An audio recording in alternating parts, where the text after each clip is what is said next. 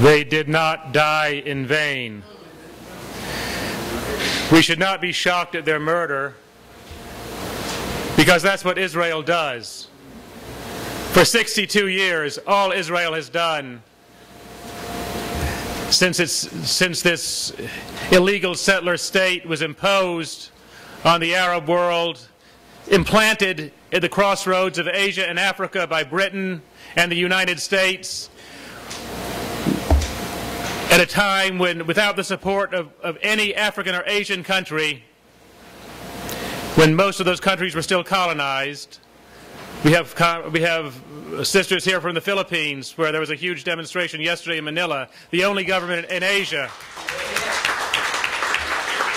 that voted for the creation of Israel was that of the Philippines, which was a U.S. puppet government. The Philippines had been a U.S. colony officially until shortly before, until it still is unofficially, but legally. And in Africa, it was only Liberia where the Firestone Rubber Company turned the screws on the government and said, "You got to vote for this." It's been 62 years since then of genocide, of slaughter, of massacre, and everything, and they just keep escalating and doing more. And it again raises the question: now they've murdered international citizens on the high seas. They murdered an 82-year-old man whose entire family had been killed by bombs in Gaza. His wife and 4 children. He was on the ship. They came down and shot him. They shot the Sheikh of Al-Aqsa. They had a targeted list. And it just raises the question, what does Israel have to do to jeopardize the billions of dollars in aid and military technology, the highest military technology they get every year from the United States?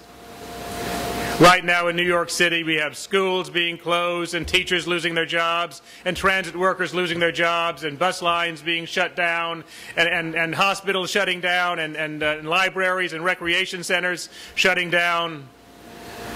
But there's never any thought, even with alleged rifts between Washington and Tel Aviv, there's never one dime cut from the Israeli military budget, and they will keep doing this until they are forced to stop, and it's only the people of the world who can force that. And in our outrage over the murder of the passengers on the Mavi Marmara, we cannot forget that in dying they struck a terrific blow against Zionism and U.S. support for Zionism, because they knew they were not victims. They knew what Israel does, what it's capable of. They risked their lives to bring life to the people of Gaza who are dying every day. And in dying, they struck a blow that has handed Israel its biggest diplomatic crisis in decades, that has repercussions already in Turkey, where it jeopardizes, may put an end to economic relations between the two countries, which are very important to Israel.